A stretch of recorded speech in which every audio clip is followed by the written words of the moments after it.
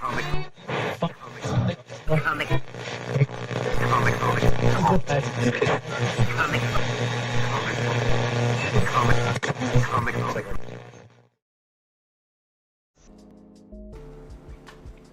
hey everybody, what's up? How's it going?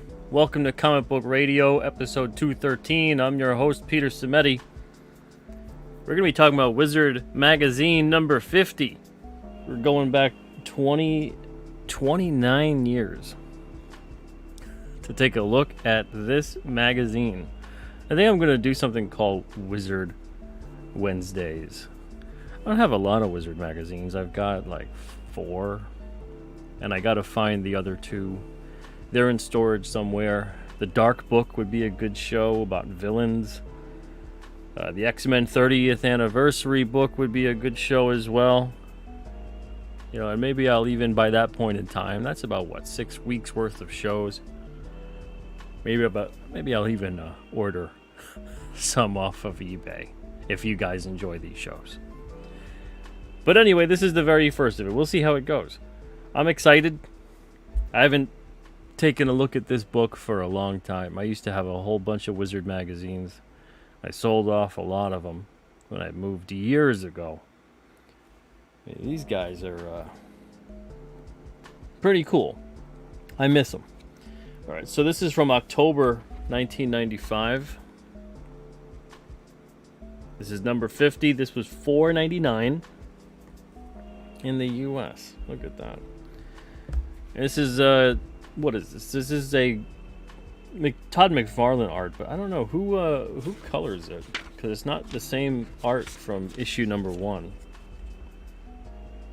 The first issue basically has this artwork, but it's different. Not that Todd was coloring his art either. Batman Forever, the video game, that's the back cover ad. Look at this stunning graphics on that. This actually was pretty cutting edge at the time. This is kind of like Mortal Kombat-esque graphics for the time. Yeah, so we'll take a look at this. If you guys want to join the show, I've got the link pinned to the top of the chat. Feel free to join if you'd like. What's up, Ben? Hope you're doing well. Thank you for being here. We got Jefferson Roswell in the chat. Says, I loved Wizard Magazine as a kid. I have many of the posters hanging on my wall. Yeah, man, they had some cool posters. They really did. And I remember like the trading cards you would get too. It's fun, man. TJ, what's up, TJ? Thank you for being here. Hey, Jeff, how's it going? Hope you're doing well. Yvonne says, hey, man, it's been a while since I saw Wizard Magazine. Good times. Yeah, I got a couple I'm going to take a look at over the course of, I was going to show them, but whatever, don't really matter. You guys kind of have seen them already. But I got like 4. And like I said, I'm going to try to dig those 2 others up in the storage, and then we'll see where it goes from there. If you guys are enjoying taking a look at these, you know, I don't mind plopping down a little bit of money, see if I could get some off of eBay. It should be fun. What's up, Yan Zhao? Hope you're doing good. Jeff says, same here. I used to have tons of wizards. I got rid of them when I moved out of state and had to consolidate. I cut out all the basic training articles first. Still have those. Oh, man. That reminds me. Before I got rid of all my collection, I did like high-res scans of the Crash Course Greg Capullo stuff, and I found the folder the other day when I was doing transfer files and backing stuff up. I was like, did I save that somewhere that I could remember? And I did. So we can actually even do a show about that at some point. Looking over all of it's really good advice on there still, of all those Crash Course articles. What Geeks Do Network? What's up, What Geeks Do Network? Hope you're doing good. I'll show this to you live. I already put the pictures everywhere, but this one's for you, What Geeks Do. This is the Max. Speaking of the 90s, we're going back to 95 today. And here's a sketch card of the Max for you, What Geeks Do Network. Hope you dig it. And Alterna Art Auction this weekend on the Alterna Comics YouTube channel. We'll be simulcasting on Twitter, on the Alterna Twitter, and on my personal Twitter.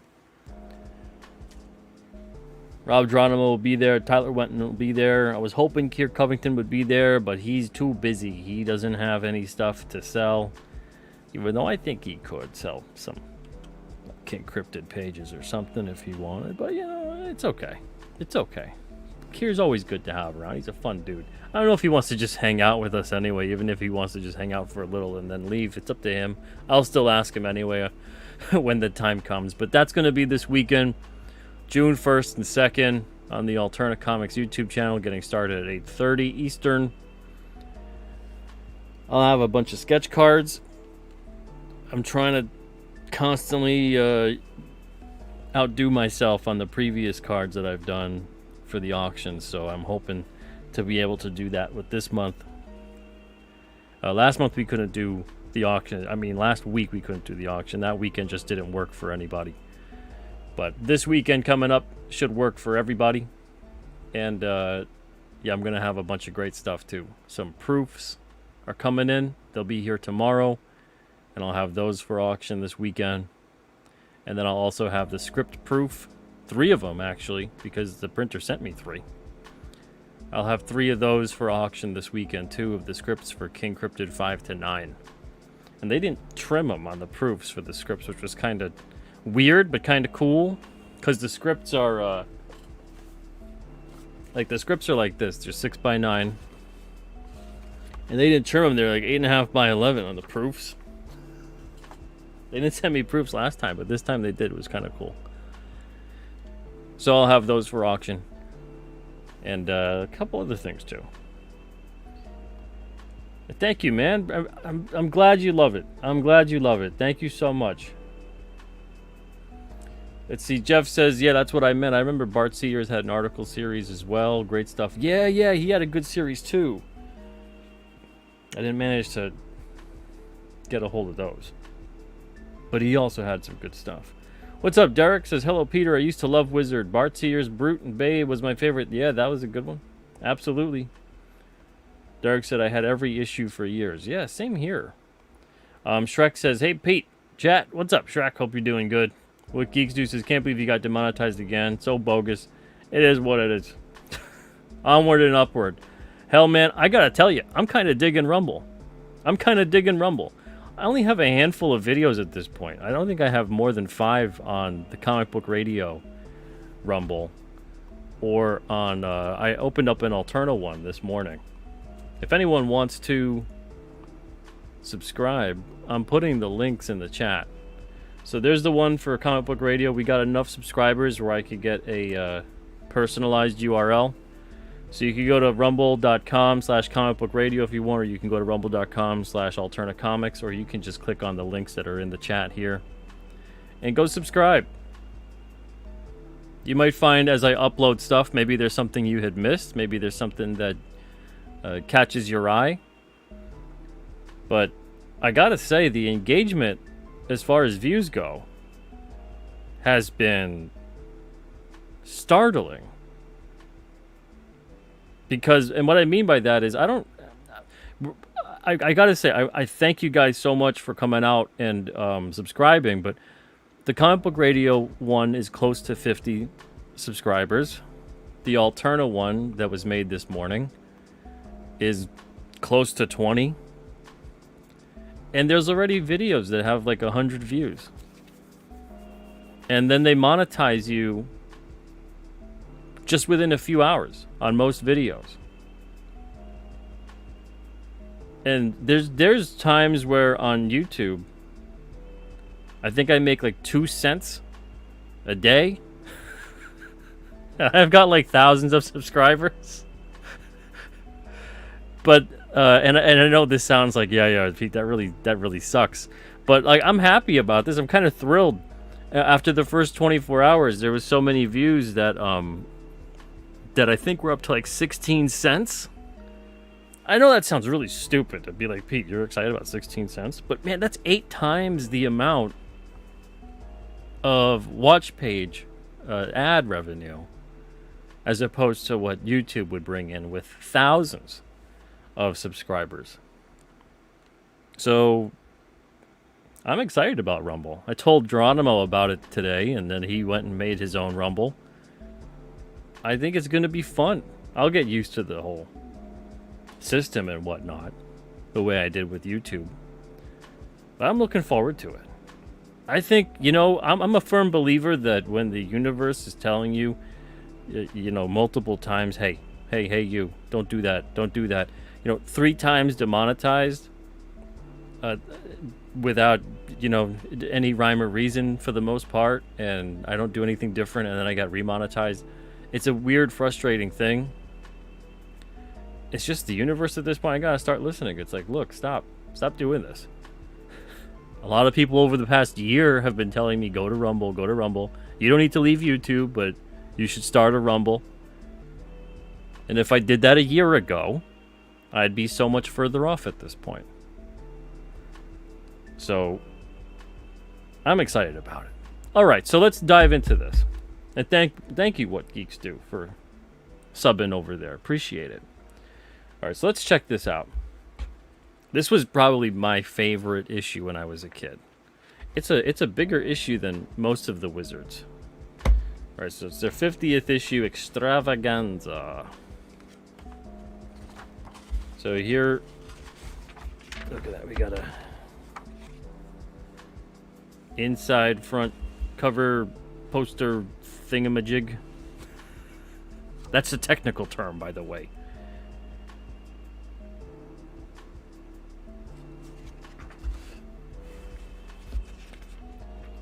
I remember these, Magic the Gathering. I remember this set. I kind of played Magic the Gathering when I was a kid. I think I played for about 2 years or so. One of my friends was really into it, and we started playing together. I never got into D&D. I was always more like a trading card game guy. Well, Shrek, no, it's not a centerfold, because it's not in the center. A centerfold is literally in the center of the magazine, so you can take it out. So you could take it out of the magazine. Usually there's staples or whatever. There's no staples on this. This is perfect bound, so you'd just be ripping the magazine apart. But this is just more like a 2-page spread that's a vertical 2-page spread. I'm having fun here. All right, so here we got a young Todd McFarlane. Win your very own Todd McFarlane. And he goes, well, no, we can't actually give him away. What would his wife think? But we can get you the next best thing, an entire day with the big guy. And then you go to page 72 to find out. We'll get there. Remember magazines? All right, look, hey, there's a crash course here on page 66, what we were talking about before. All right, so flipping through. Oh, here it is. Okay, cover art, Todd McFarlane, covered by Jung. Okay. There we go.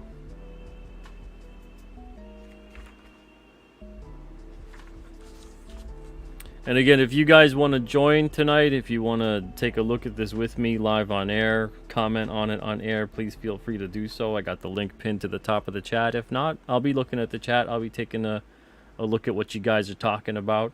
This issue is from 1995, October 1995, to be exact. Here's the letters page. I used to love, and I don't know if they have it in this issue, they might, but the envelope art, the contests and stuff they would have with the envelope art, that was fun. I did one of them when I was a kid. I'm sure it was horrible. I drew like Magneto on the envelope. Post office is probably like, what the hell is this? It never got featured. I don't blame them. I think I was 10 at the time.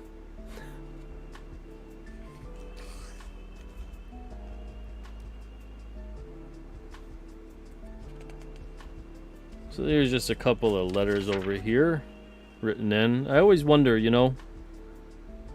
where are these people now? Where are they now? Oh man, the Marvel Overpower card game. I used to play that. The same friend who loved the Magic card game. we got into this big time. This was a lot of fun, this game. Eventually sold them all. But that was a lot of fun. It's like Pokemon before Pokemon.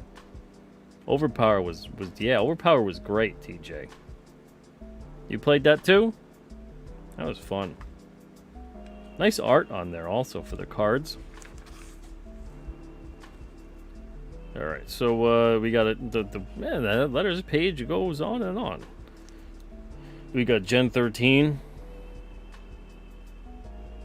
This is how you knew about comics back in 1995. It was a simpler time. Some may say it was a better time, but it was definitely a different time. Letter art. Here we are. Look at some of this cool stuff here. So there's a Vampirella by Kevin Killstrom. Kyle Schrodel made that Sandman.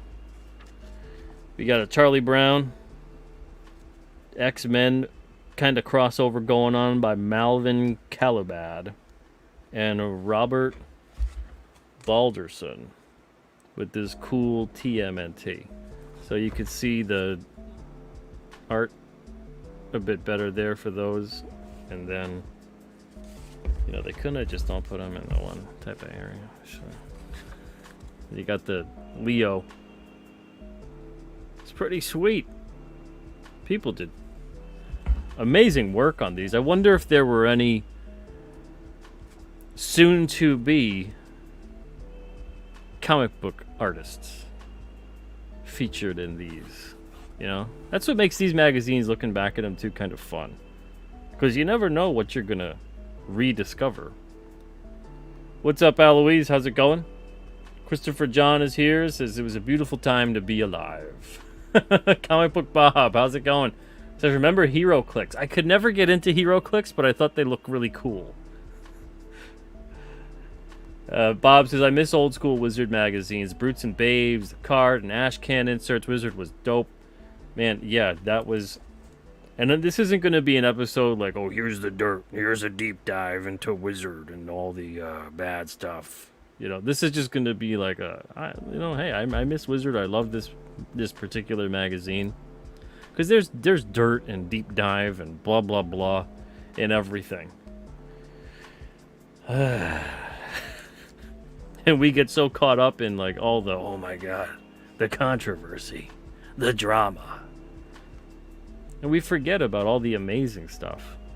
All the fun times, all the good things. Not everything was always just horrible and drama and oh man, wow, the dirt. So that's what these are going to be about.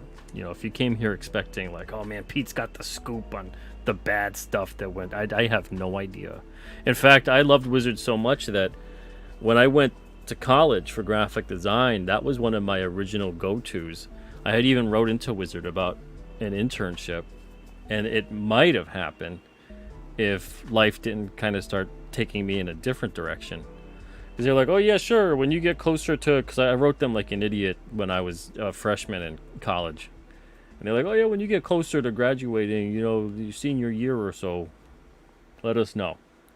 And because they were maybe, I don't know, 2 hours from where I was. And I wanted so badly to do, you know, like a summer kind of thing over there. I was like, oh yeah, I'll just get a job. And I'll, you know, I had relatives that lived within a half hour. I think it was like Congers, New York or something like that. And I was like, maybe I'll stay with them and then I'll go. And then just one by one things fell apart. But I always had wanted to work at Wizard because I love the magazine so much. If I couldn't make it in comics or I couldn't do this or I couldn't do that or whatever it was. So alternate timeline type stuff. Hey Metatron, how's it going? Comic Book Bob says, remember the foil and holographics insert cards? Yes, man. Oh, those were so much fun. Those were great. Sato says, I remember this issue. Yeah, Wizard Magazine number 50. Aloise, I had at over 100. Easy at some point. I had 1 to 30. And then between 30 to 100, I probably had like 40-ish or so. And then from like 100 to whenever they went out of business. I don't even know what that, maybe 2010, 2011, if I'm remembering correctly. This is all just based on emotion, not based on fact. It feels like 2010, maybe, that they were gone by then. And I had maybe like 20 or so between that point. So I easily had like over 100. And then I sold all of them down to just 4 technical Wizard magazines. And I didn't sell the Dark Book, which is a villain book. And then I didn't sell my X-Men 30th anniversary book. But it was like a whole long box full of Wizard magazine. Comic Book Bob says, I know there were a few artists who started in Wizard letter art. Yeah, I mean, I can only imagine. Some of it's fantastic. So the statistical side of it, it'd be a statistical impossibility if someone didn't become a well-known comic book artist that made it into Wizards magazine with that letter art. All right, let's see here. So, we got Scarlet Spider. Man, this is really... I haven't opened this up in at least 20 years, I'd say.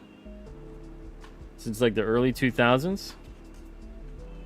Like a real full-fledged take a big look at what's going on. Probably around 2012 to 2015 was maybe the last time I looked at it at all. Look at that, company updates. We got a whole bunch of different publisher news here. And some of these guys, I don't think they're around anymore. Not that that's crazy. It's almost 30 years. But still. And a bunch of them are still around. Which is great. Hey, we got the Max. We know that guy. Exo Manowar. Man, Valiant.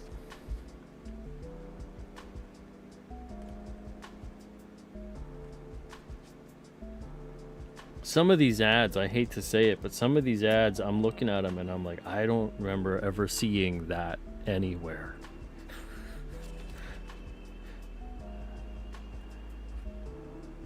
Interesting.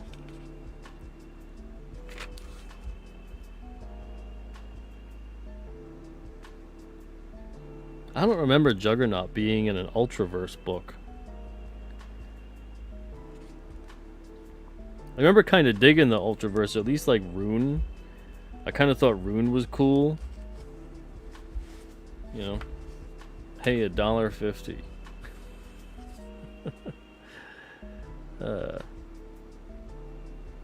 Remember the Ultraverse cartoon? They had a cartoon, right?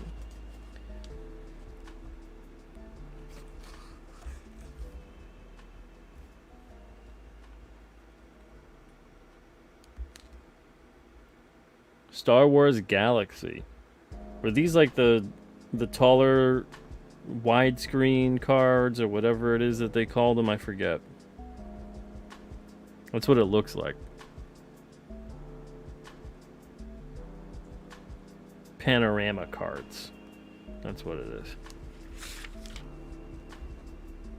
Ken Rocafort won a contest in Wizard Comic Book Bob? I'm not surprised. Status is back when Star Wars was only kept alive by merch and novels. Yeah. Where have Reed and Doom been? Find out in FF number 405.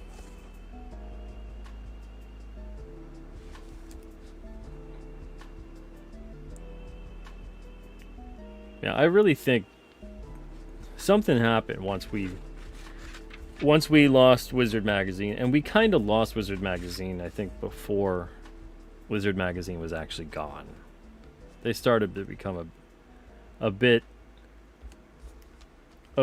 different. You know, I mean, the whole industry was really changing too. Lots of movie coverage and whatever, and they started losing out on scoops from movie stuff to Entertainment Weekly. And I wish they had really continued to lean into the comic coverage a bit more. You know, maybe diversify a bit more with the indie stuff they could have covered at the time. But because if anything, Wizard was great when it came to discovering comics and publishers outside of the big two. But then I think the movie stuff really took over, and it became predominantly a magazine about that and about the big two stuff. But I hated this look for Doctor Strange. Any fans of this look? I hated it. I hated it. And then we got, the BMG 10 CDs or cassettes for the price of one, with nothing more to buy ever. Remember these? Man. I did one of these with Columbia House. Metatron, you got CDs from BMG?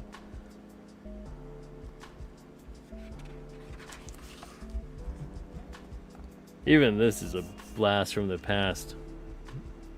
The bands at the time.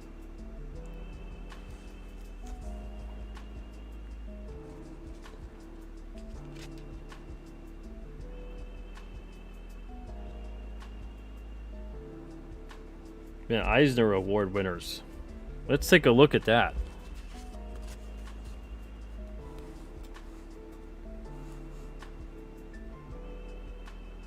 It says here are several winners of the 1995 Eisner Awards, presented during the San Diego Comic-Con on July 28, 1995.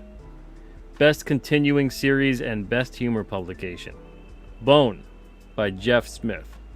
Best New Series. Too Much Coffee Man by Shannon Wheeler. Best Limited Series.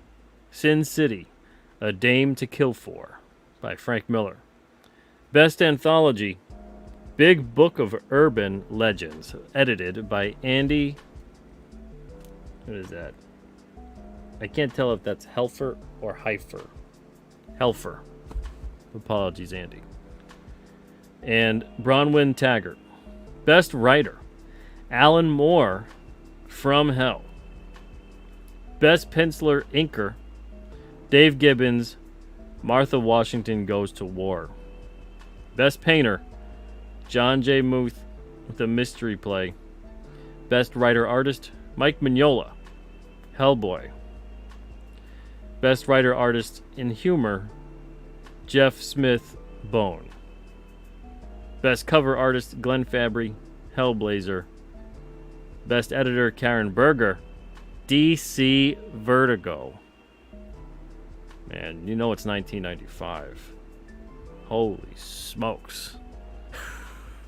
Time was.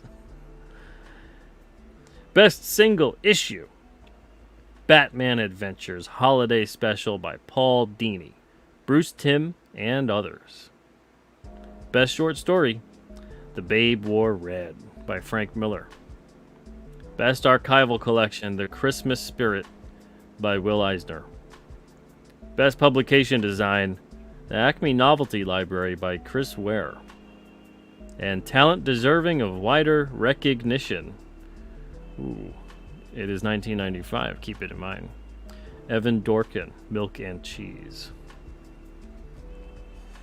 It's a bit of a time capsule, isn't it? Ooh, look at this. Hey, we got some Tick figure coverage here.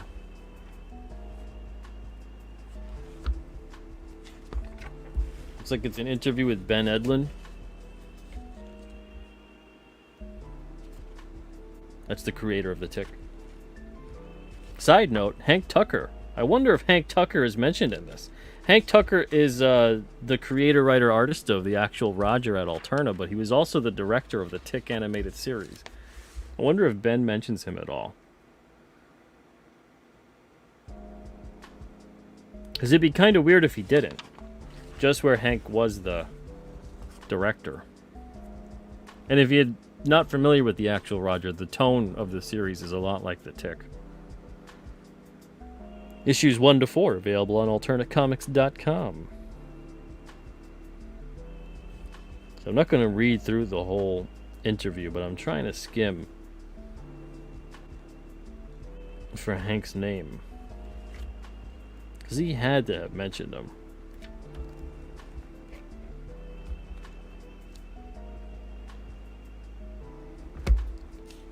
See, I'm not seeing him yet.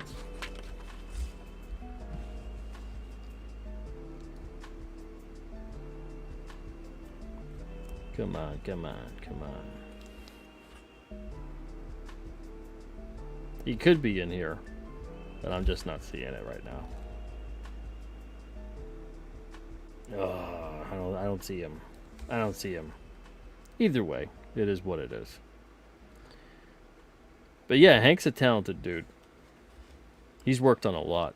Storyboard artist for practically every piece of animation you could think of that defined the 80s and parts of the 70s. Ooh, casting call. Okay, hold on. Did I miss anything before that? No, it's just an ad for Ballistic. Here is a casting call for the Spawn movie. Wizard casts the Spawn movie. Let's see, what do they got here? So Mario Van Peebles as Spawn. Al Simmons. I could see that. That could have worked. Halle Berry as Wanda. Man, I could really see that. Especially at the time. You know, I found that they were always pretty good with their casting. Their casting for things. Not too bad. Terry Fitzgerald cast Leon. He's in Above the Rim. It says his name's just Leon, so he's a one name dude. Overkill. Chris Zorich of the Chicago Bears. Now, I love how Wizard wants to just cast specifically based on looks, not necessarily on will this person actually be able to pull this character off. I commend them for that. Lawrence Taylor for Chapel. I take back what I said before. I love Al Lewis. Al Lewis for Violator. Oh man. Kelly Lynch from Roadhouse as Angela. She's in yeah. I could see that, but that I wouldn't go with her necessarily. But I love that Al Lewis. That's so nice.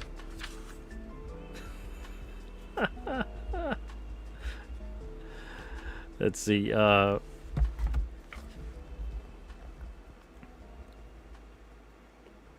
Mel Bolgia, Jeremy Irons, Tony Twist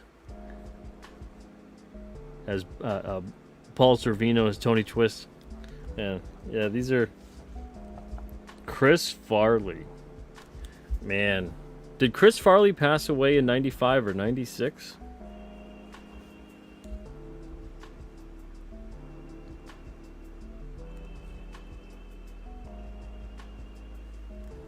These are some good castings for the most part. Oh man, Michael Ironside is Anti-Spawn.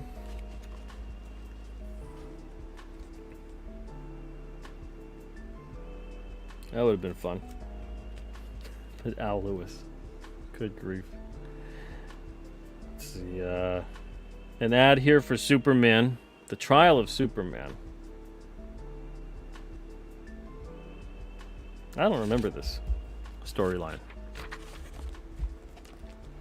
Red Sonja, Scavenger Hunt.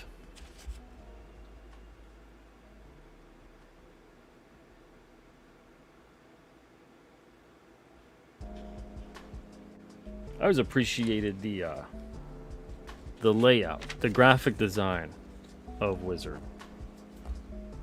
Always a good looking production.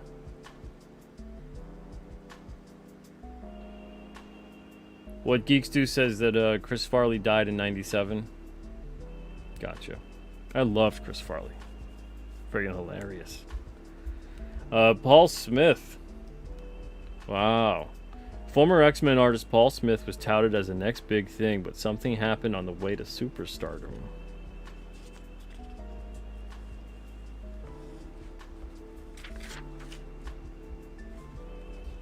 I loved Paul Smith's work on Uncanny X-Men. I wonder what happened. I'm gonna have to read this on my own.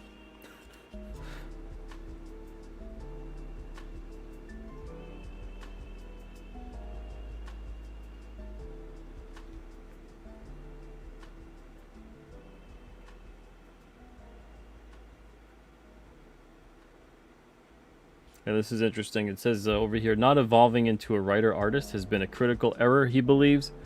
If people remember me at all, it's an afterthought. They think of Walt Simonson, Byrne, Frank Miller, and a half hour later they say, hey, we forgot Smitty. I think that's because I've never stayed on one book for any length of time, and I never wrote my own material, like they did. That raises you up a notch in the industry.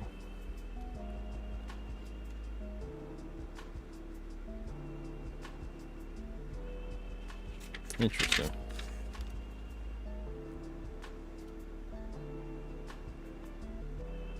Here we got an ad for Vampirella.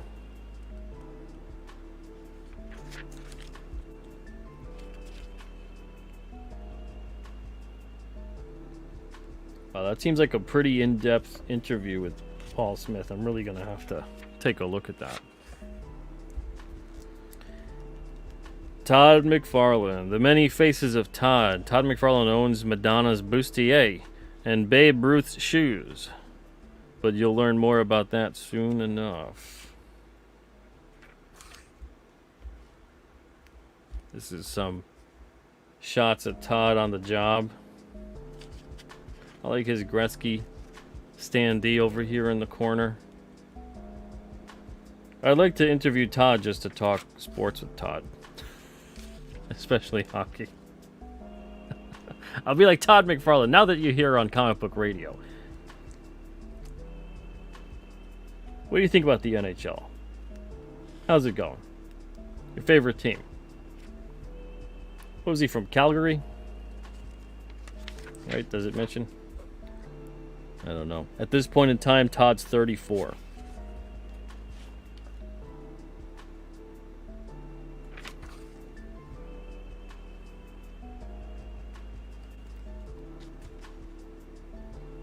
Todd and all their little kids. At this point, they're adults. They're all in their 30s. Interesting. Hopefully everybody's happy and healthy.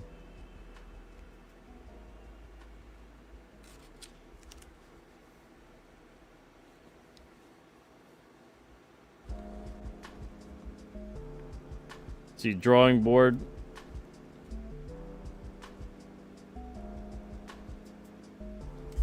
What is this? Oh, so it's another fan art contest. Baby Fett. The artist is Mitchell Lara.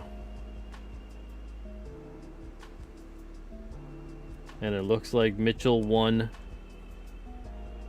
this Greg Capullo Violator art for this Baby Fett painting.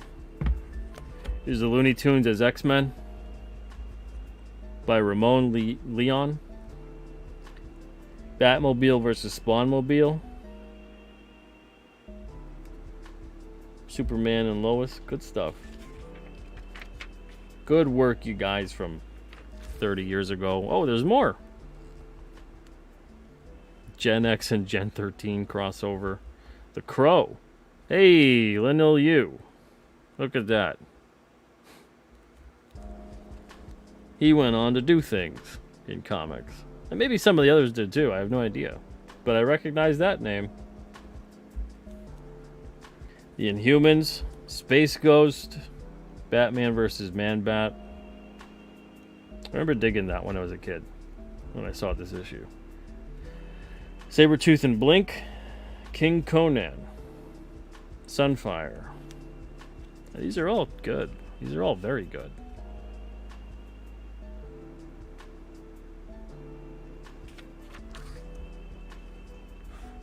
Greg Capullo's Crash Course. Alright, so Capullo's tackling perspective here. Capullo's got me blocked on Twitter. I don't know if he realizes it or not. I don't really care either way.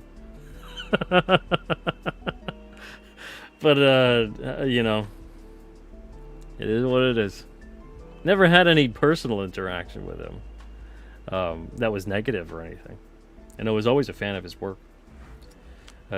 Still love Crash Course, Greg Capullo, if you're out there and you don't realize that you've got me blocked. Really, really great stuff here. Some vital lessons. Especially when it comes to horizon line, eye level, all that kind of stuff, you know. Perspectives matching up with... It's a lot easier than it looks. Well, I should say the opposite, actually. He makes it look a lot easier than it is. It's... Perspective is tough stuff. It's one of the things that I see a lot of people struggle with all the time. Hell, I struggle with it all the time. Sometimes I'm like, that looks okay. That looks right. You know, and then years later I'll be like, wow, that was bad. Perspective on that's really off. But the more you do of this kind of thing, the more you learn from it. Oh, Jefferson, a lot of people have me blocked. It is what it is. That's why block lists and stuff like that are pretty dumb. Because you never know who's going to get caught in the crossfire. Hell, I used to get caught in the crossfire on block lists. Now we're going into the, you know, the 2018, 17, 16 time frame. We're leaving the wonderful world of 1995 to get into the chaotic world of social media, circa 2016. And I would get submissions that come in, and I would go and look up, you know, oh, who is this? I'd be kind of considering signing something on. And I'm like, they have me blocked. And two of them I wrote back. I was like, you know, do you realize that one of them specifically that submitted had me blocked? But then another one, they had a creative team member that had me blocked. I was like, do you realize the one that I talked to specifically, especially, that had me blocked? I was like, do you realize you have me blocked on Twitter? And they were like, oh, you know, I did a block list and blah, blah, blah. And that's the first time I found out about block lists, because I didn't know what the hell they were. Again, this is like 2016, maybe late 2015. And things were never the same after that. And that's when I decided, look, you know, if I'm signing someone on, guys, don't use block lists. You never know who the hell you're blocking. You know, I didn't end up signing that person on. And it wasn't just for that. But yeah. So here's a cool section. Let's go back to 1995. Homemade Heroes. This was so cool to me when I was a kid. When I first saw like that crow figure, I thought that was so cool. You know, so no wonder why it's the grand prize winner. I also love the original X-Men. This is second prize.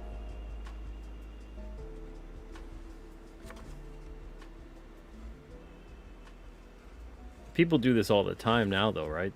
People are making custom figures all the time. But at this point in time, especially.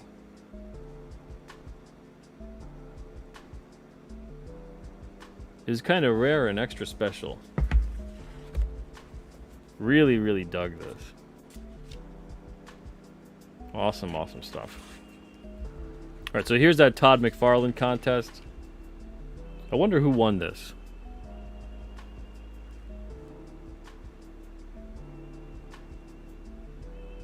You got to hang out with Todd. And he says, I'm gonna work you like a friggin' dog. Alright, so here's the wizard going through the 50 issues, because this is number 50, so I guess, you know, the 49 others.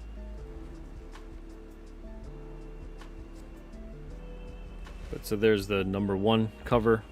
Kind of obscured, but it's basically on the front. The Wizard Ash Can. I wonder who has that. Anybody here have the Wizard Ash Can to number 1?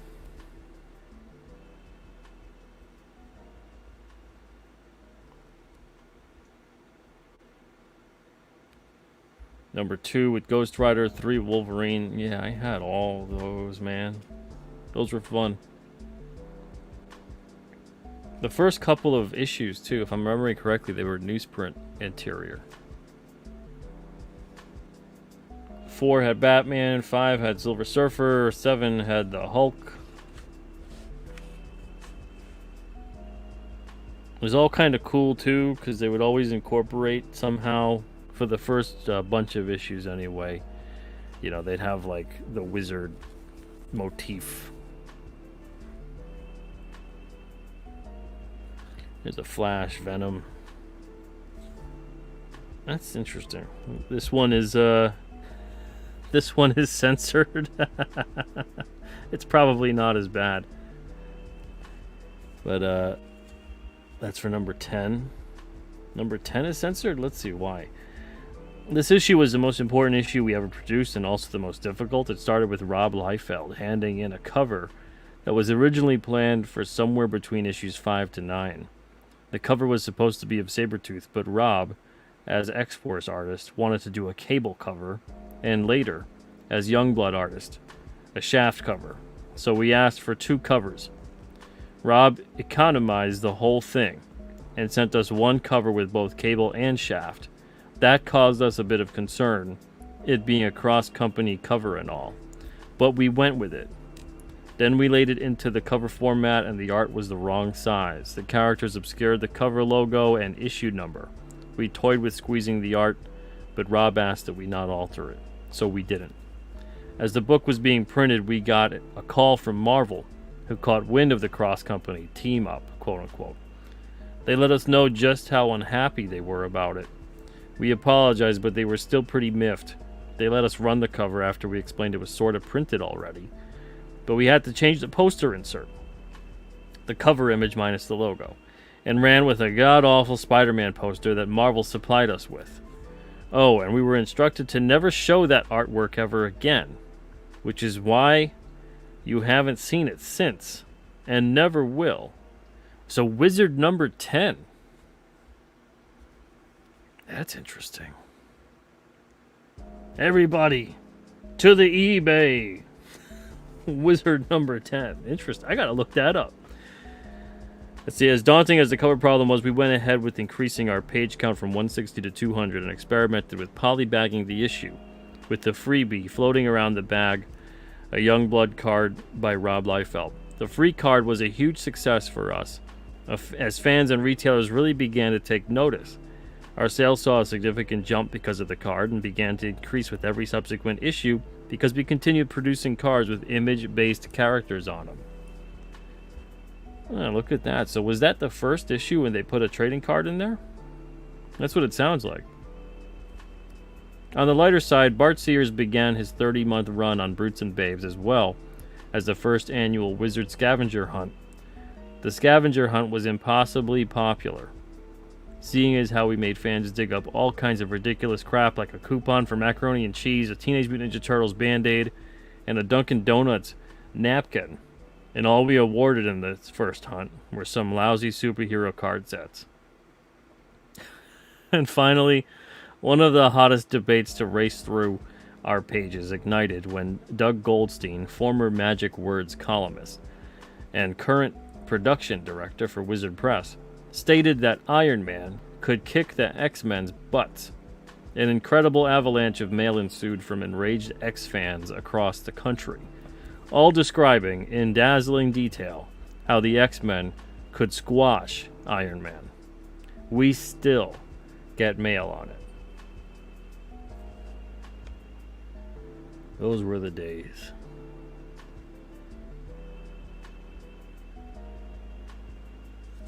That's Wizard number 10, apparently. So yeah, it's cool to see all the covers on here. Some of these I'm really, really familiar with. Some of these, not so much. Oh, man, Wizard... What is that, 29? No, 39. 39. This one.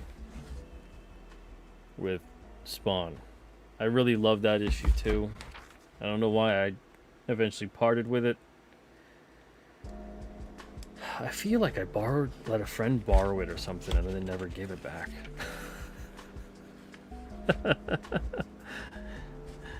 Because I don't think I would have sold it. Some great covers. It's insane when Wizard Magazine, looking through all these, Wizard Magazine has better covers than most comics do nowadays. These were kick-ass. Uh-oh. Uh-oh. It's 1995. Trigger warning. Here's a Gen 13 ad. And I guess that's it. So here's Greg Capullo. Wow, look at Greg Capullo. Greg Capullo from 1995.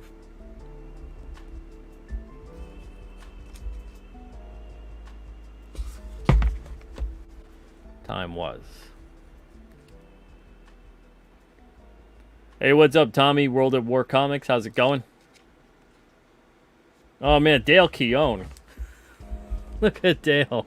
And there's Joe Quesada. It's too bad Joe Quesada got kicked out of NSYNC and they replaced him with Joey Fatone. The things that could have been.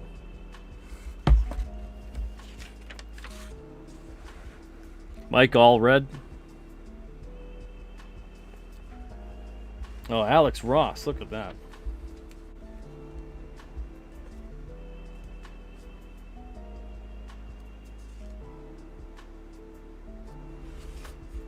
Marvel Masterpieces.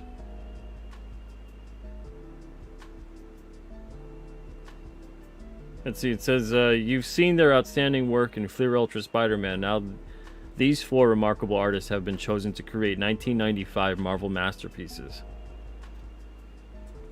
Oh, so the 95 set was created by these four dudes? I don't think I remember that.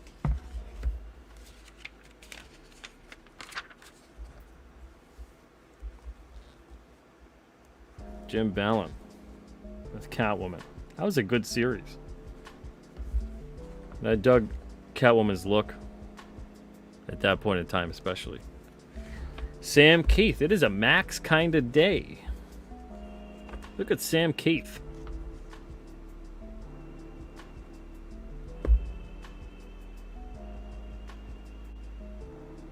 Loved Sam Keith stuff on Marvel Comics Presents. Wolverine, Ghost Rider, Venom. We got Real Monsters over here.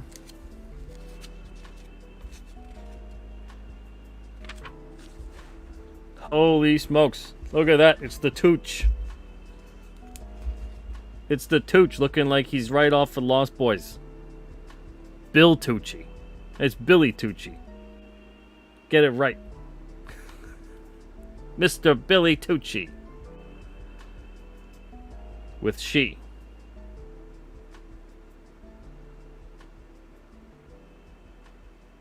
Time was.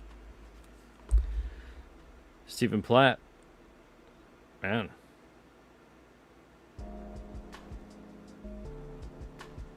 I loved Platt's Moon Knight. Loved it.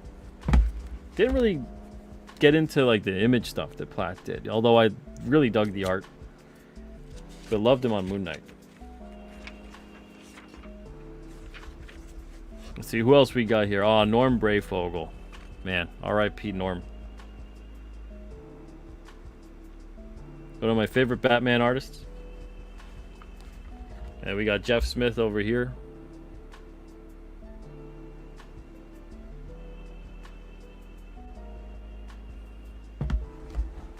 I met Norm Brayfogle at Big Apple Comic Con. Lord, I don't even know. 2005 maybe, something like that. 2005 or 2006, something like that. Super nice dude.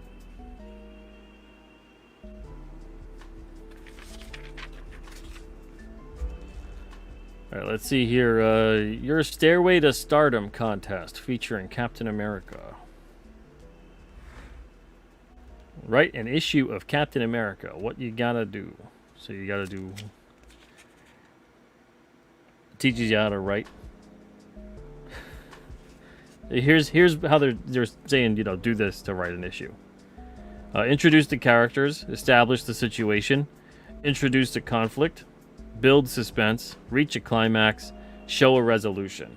This sounds like it's taken straight from Jim Shooter's notes back in the day. And it's regardless of whether they lifted it off of Shooter's advice or not. That's just solid advice. There's too many issues out there that I still see that I'm like, you know, I don't know your characters' names. You got like 5 to 8 pages, and you didn't mention really even one character's name. You know, establish the situation. You know, so this is literally the stuff I tell you guys all the time when I do a feedback forum or anything else. You know, so introduce the characters. That's who's in the comic. You know, because you want to do who, what, where, when, why, and how. How is, you know, you putting it together. Establish the situation. So what are they doing? Introduce a conflict. Enter the villain or the crisis. Build suspense. There's something at stake here. Reach a climax. We have a winner. You know, so something has occurred. Someone's come out on top. Show a resolution. How does all this affect the characters? And then that sets up for what's to come. And you gave someone then a complete and total story following that. And you've also set yourself up for the next story.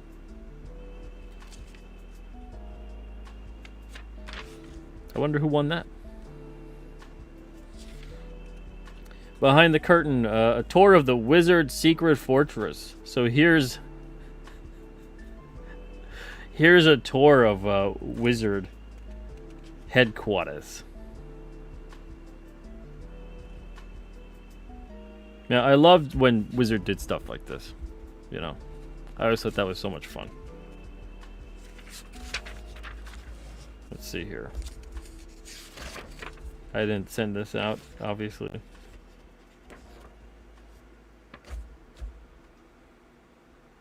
As he's going in the office, they're clowning around. He's playing with Dr. Doom toys.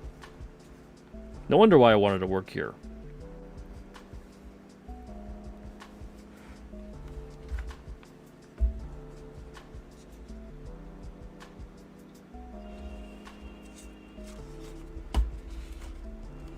Yeah, people having fun putting together the, you know, you could tell this is why these people put a lot of fun and snark into each issue.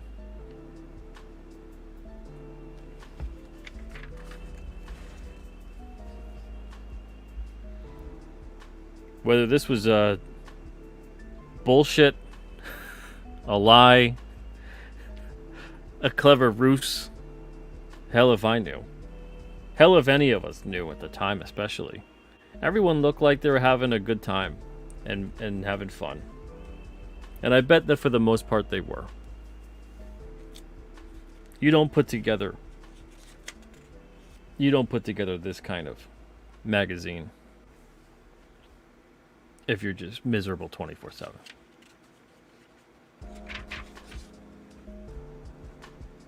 They got the warehouse back here. That's interesting. And look at all the people here. Making it possible.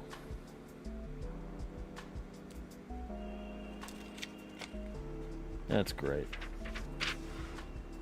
So here's the scavenger hunt that they were talking about before when I was reading that off.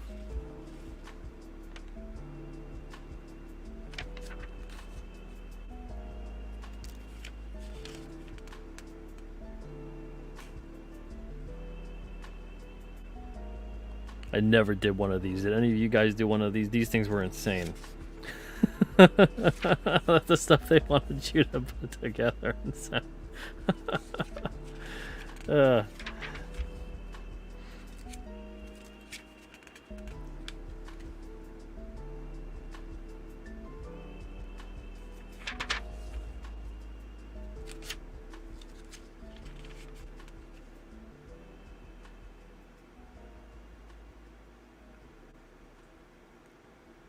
Wow, Garib Sheamus being interviewed by Fabian Nicieza.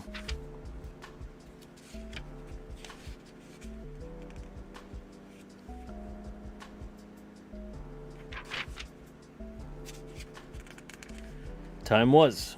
Youngblood #1. Look at that.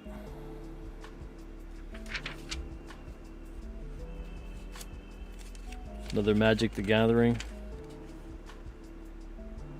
Most of the companies in this industry have completely lost focus. And this is a 95. Someone's saying that. I'm guessing Garib is saying that.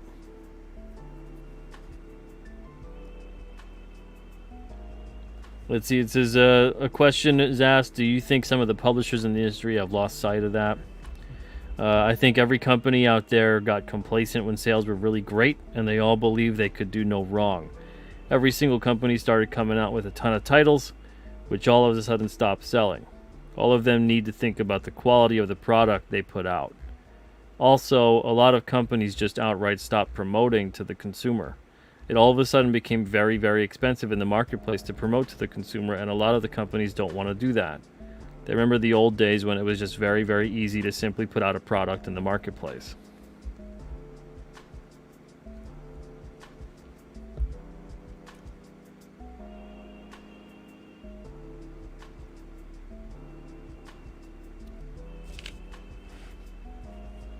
I mean, at one point in time, this was the norm. This was just what you did, how you talked, you know? And you weren't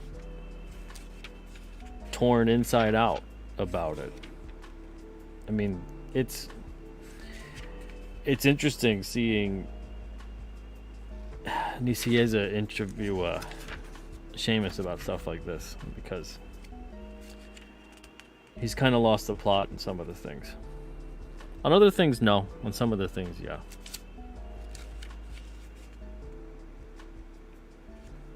Yeah, maybe I will try Comics for Life. I'll see if I can get a hold of someone. I'll take a look at who did what in the issues and see if I can get a hold of anybody. So here there's some manga going on.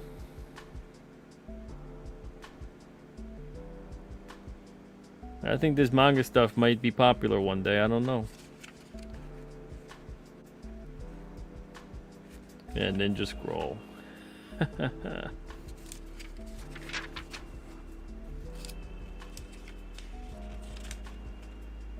Small Press Expo. Wow. The second one. Man, I've been to Small Press Expo. In Bethesda, Maryland, yep. I went there, I think, twice.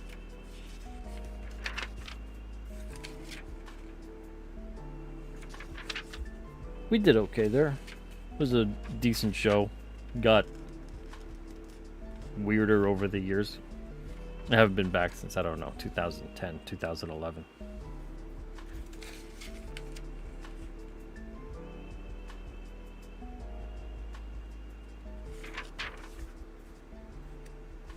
Whoa, here we are talking about Sega Saturn. Man, when Sega Saturn came out, I remember thinking that was the coolest thing.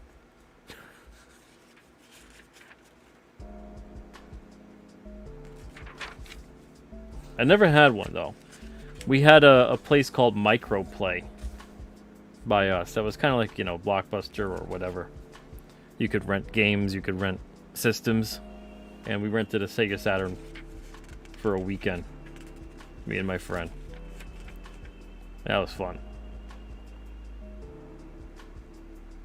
He ended up getting a PlayStation, and then I ended up getting a PlayStation because of it.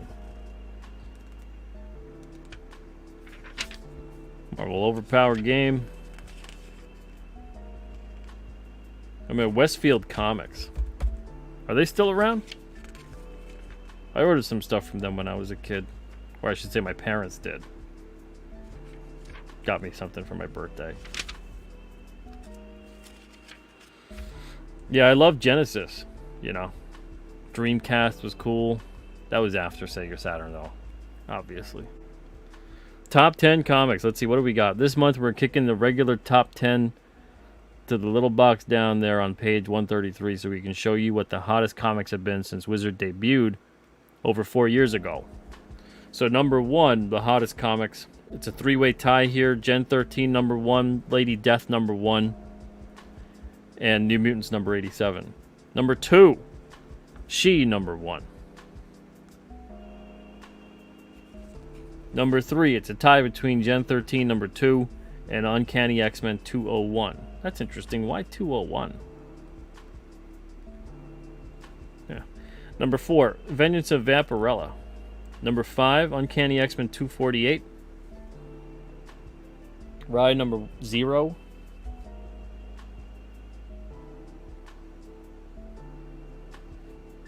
Oh, wow, 201. Okay, I see what it is. 201 is... Cable really is Nathan Summers. I take that for granted at this point. 6, Uncanny X-Men 266 with Gambit. Magnus Robot Fighter. Number 12, Spawn number 4, Wolverine number 75. I love how they say top 10, but meanwhile, like, guys, you're mentioning a lot of comics here. More than 10 comics. I had most of these. I kind of, let me see, I still have the X-Men books, except for Uncanny. I had that, I had this. Maybe I still have Spawn 4, I don't know. Maybe.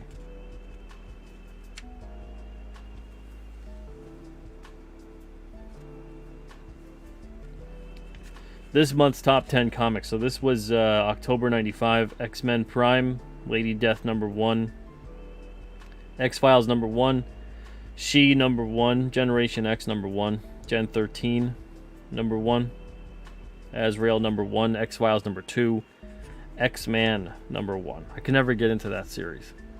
Vengeance of Vampirella number 1. So a bunch of these are fairly recent. Oh, the 8, let's see, Amazing Spider-Man 361, Harbinger number 1, Sword of Azrael number 1. 9 is a two-way tie, Daredevil 319 and Moon Knight 55. I love this little cheeky crap they put in Wizard all the time. Number 10, Shadow Man number 8. Rye number 4, Batman Vengeance of Bane number 1. Oh, yeah. First appearance of Bane. Prime number 2. Coming soon, Lady Death, The Odyssey, number 1.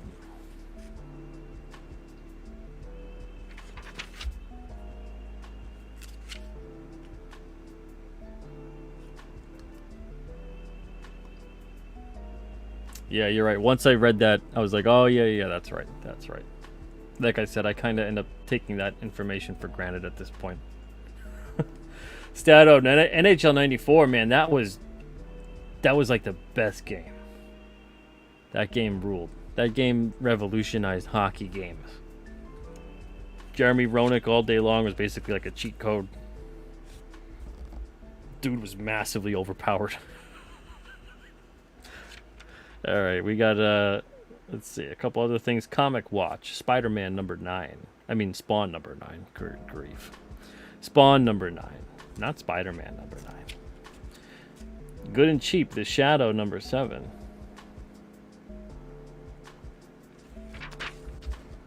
Picks, here we go. Scarlet Spider.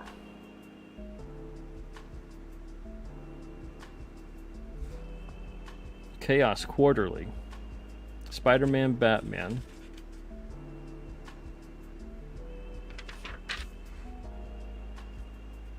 Underworld Unleashed. Batman and Robin Adventures.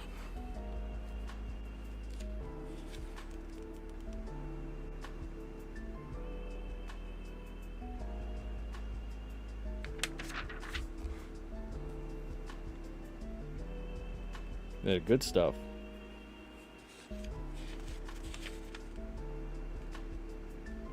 I remember Ice Age for Magic the Gathering. That was fun.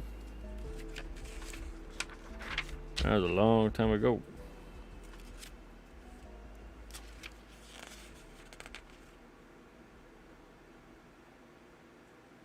Spawn, Blood Feud. Alan Moore with the story, Tony Daniel with pencils, Kevin Conrad with inks. Man, they're laying down the picks here. I think people completely underestimate, I think anyway, it feels like that, the contribution that Wizard gave to the comic industry. And I know we've had websites and blogs and comic news whatevers. It's never been the same. It's not the same. It's a whole pile of different at this point.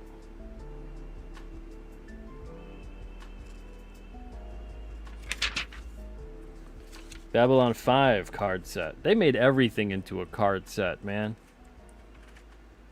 And this ain't even, I'm not saying this is weird to be a card set, but like everything was a card set.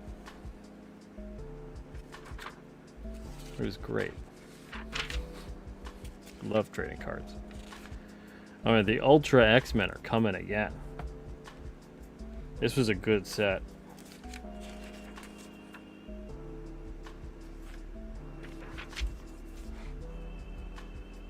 It was like a Chromium X-Men set too. I forget when that came out, but that was a real good set. Every card was like a Chromium card. Expensive set. Oh, holy smokes. We got a Cyberfrog ad over here. Look at that. Mayhem, destruction, excessive caffeine. Dispensing harsh justice upon the depraved, the evil, and the stupid. Particularly the stupid. Coming soon from Harris Comics. You got a problem with that, pal?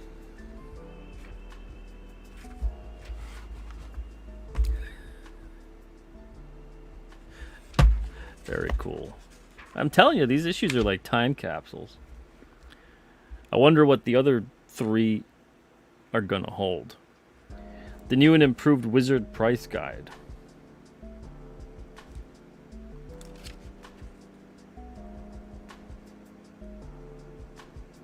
Let's see, Wizard's top 10 hot artists over here, and the writers. Alright, let's see, who was...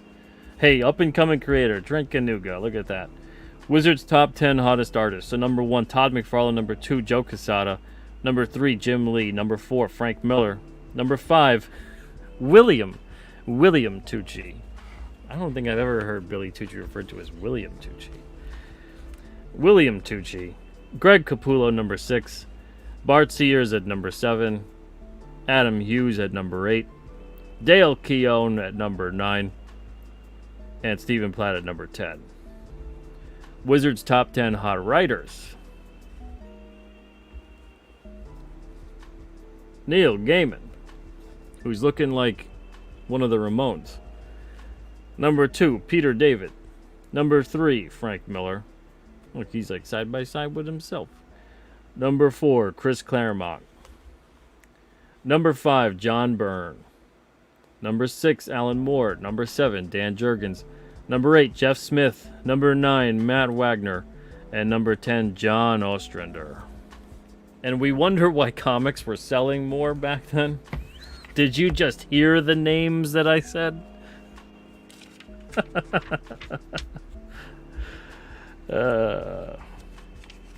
All right, so there's a couple other cool things over here.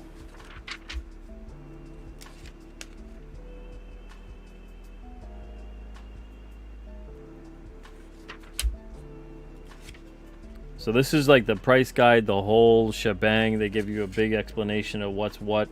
It's kind of interesting. They gave you a sort of a self-grading analysis type guide. And then it was a whole bunch of different creators and whatnot.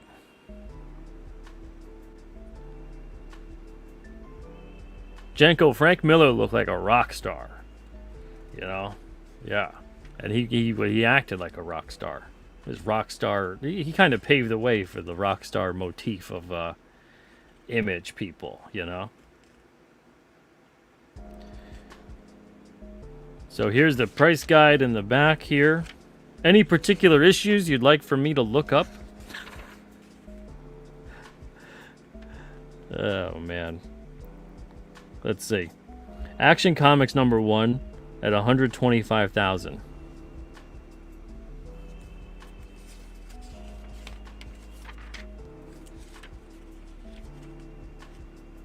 Amazing Fantasy 15 at 21,000. You know, these are some key issues, of course.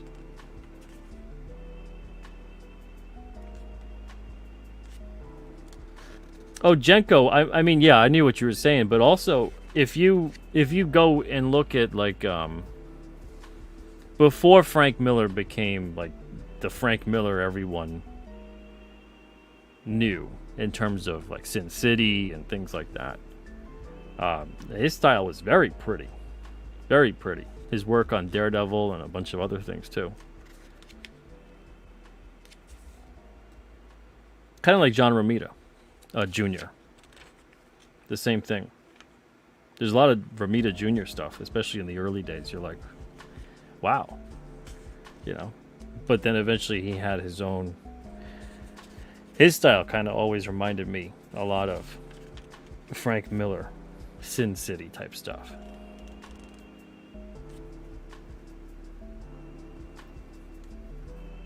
Let's see, Amazing Spider-Man 300.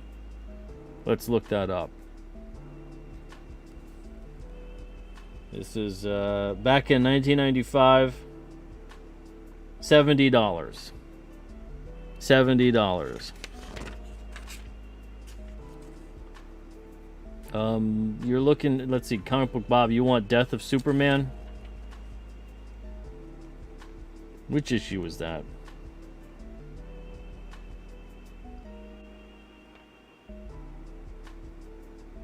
Adventures of Superman 500. 350.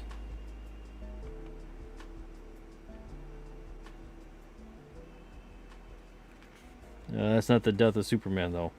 That's kind of funeral for a friend sort of stuff.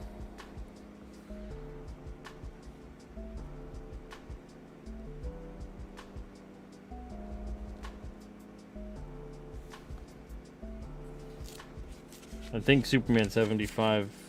Oh, you just said think it was Superman 75. Yeah, it just kind of came to me too. Let's see.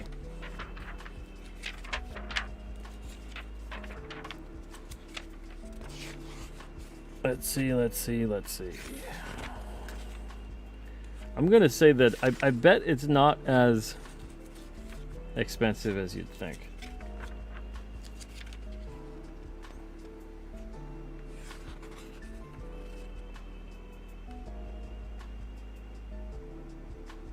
Never mind. Oh wait, no, this is early. This is volume 1. Volume 1 Superman. Alright, let's go volume 2 Superman. Okay. Volume 2 Superman. Yeah, it's more expensive, I guess, than you'd think. 25.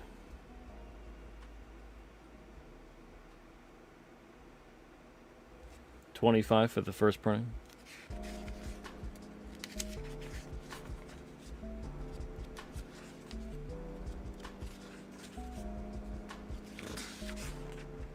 Yeah, there's a bunch in here.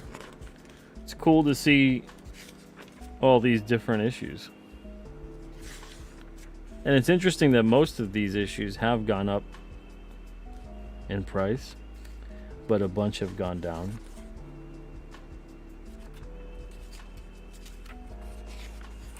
X-Men #1. You want to check out X-Men #1? Let's see.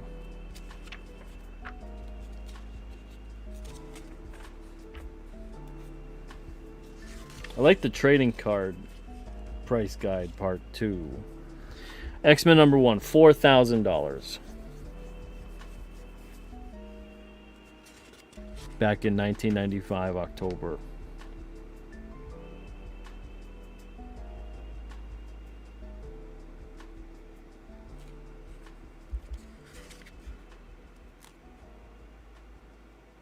Wildcats #1, $7.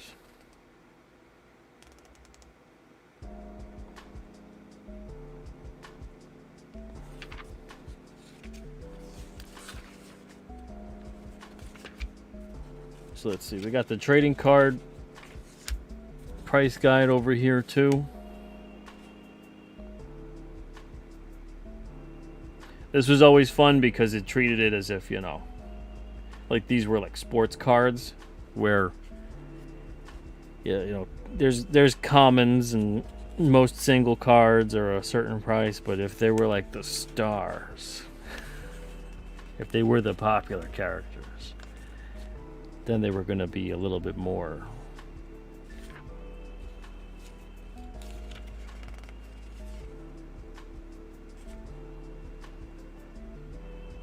I love the Marvel Metal set. That was a lot of fun. Fleer Ultra Spider-Man, that was fun too. The Marvel Flare set was great. That stuff was premium, man.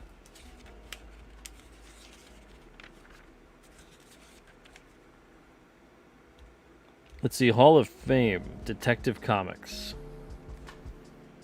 Detective Comics #1, 27, 33, 38, 40, 66, and 140. So, 1 obviously is the debut of the series. 27 is Batman, making his debut. 33 is the origin of Batman.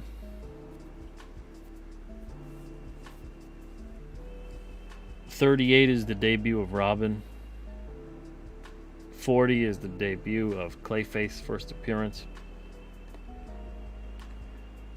66, first appearance of Two-Face. And 140, the Riddler.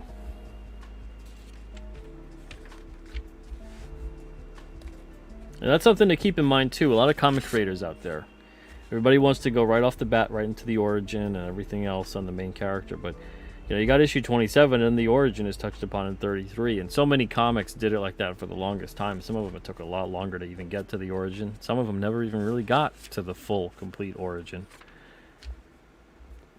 Worry about telling the best possible story you could tell and making that as clear and concise as you can, as opposed to making sure you explain every single aspect of the character at all possible points.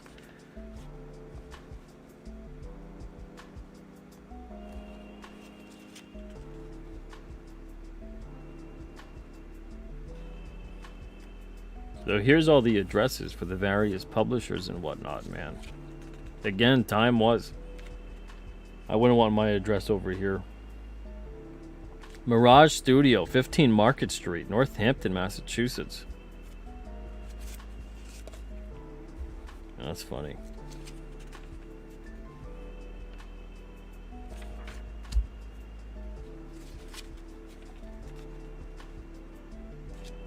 Shows and conventions. Look at that, right? What's coming to your neck of the woods?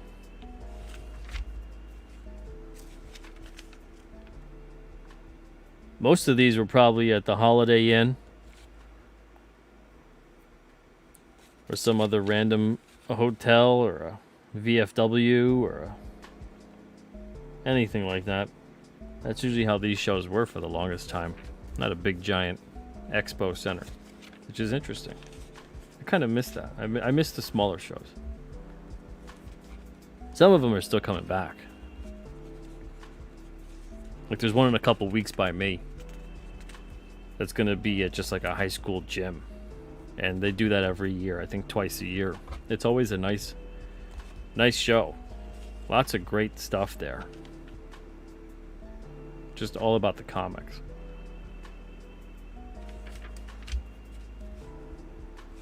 Tucci. So Tucci shopping around She. So this is a little featurette here about Billy Tucci trying to get She turned into a film. It says picture Tia Carrere playing She. I could have seen that happen. That's true.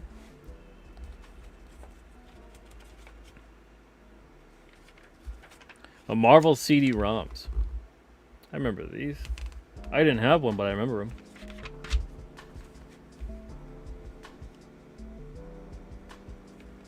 Junk drawer.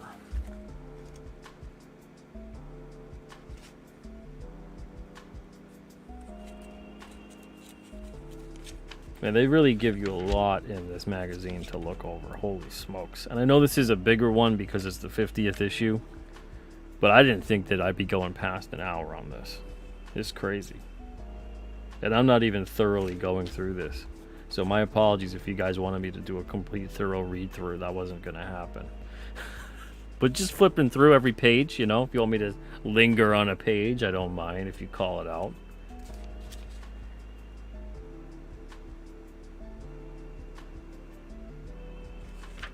Some fun stuff. And Wizard Profile. Here's looking at John Romita Sr. Man. R.I.P. big time. A legend. Definitive Spider-Man artist for me. And I'm sure for millions of others. God bless. Alright, so that's it. That is it. That was Wizard, for the most part, number 50. I'm not going to do one of these maybe next week, or maybe I will. Who knows? Maybe I'll be in the mood. If you guys really enjoyed it, maybe we'll crank out another one of the issues that I have here of Wizard Magazine. I wish I had all of them. I could have done a whole year's worth of Wizard Wednesdays. Hell, I could have done like 2 years worth of Wizard Wednesdays. I had about 100 issues. But if you guys really enjoy it, you enjoyed kind of taking this walk down memory lane, talking about the magazines, we'll do these. We'll do some more. Like I said, I got 4 of these left. And then I'll try and dig up the Dark book and the X-Men 30th Anniversary book. Those both are really fun. I think that would be a cool thing to take a look at.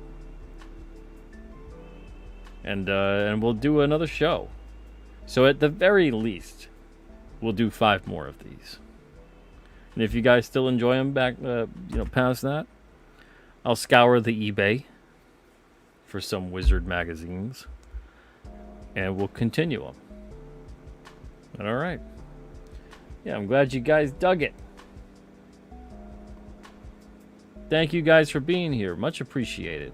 Spending some time with me as I took a look at this book from October 1995. 29 years ago. Man. Oh yeah, the Dark book's a good one. You know, and maybe we can all read along together if you have some of these issues too. Break them out. Thank you, What Geeks Do. Appreciate it. Just a fun, for the most part, show. Keep it as relatively light as I possibly can. But it's just a lot of fun. This magazine was so much fun. I really miss this magazine. I miss a lot of the stuff from this time period. I can't do the spend all day on a website and whatever. You know, give me the magazine. Give me a good magazine. Wizards production value was always really good, top notch. The writing was always fun. I miss that. But yeah, so we'll take a look at the ones I've got, and then we'll move forward from there, and we'll see what's what. So thank you guys so much for spending some time with me today. I'm going to be back at 1 o'clock tomorrow. That's 1 o'clock Eastern. I'm going to have Marv on the channel. Marv is in the chat sometime. He's a comic creator. I believe he's over in Portugal, if I remember correctly, so that's why we're going a little early tomorrow. So he'll be on with me for an hour. He wants to talk about his creative process and has a couple good ideas for the show to have a conversation. So we'll do that. We'll do that for about an hour. I hope you guys join me. It's going to be a fun show. See you guys tomorrow at 1 o'clock Eastern. Until then, everybody, have a wonderful night. Make sure go subscribe on Rumble, rumble.com/comicbookradio and rumble.com/alternacomics. We've got both of those up on there now. Go subscribe to that. And then also, again, on the weekend, we're going to have an Alterna art auction. So that's going to be a lot of fun, too. So I hope to see you guys then. Until then, everybody have a great night and a wonderful tomorrow. See you guys soon. All the best.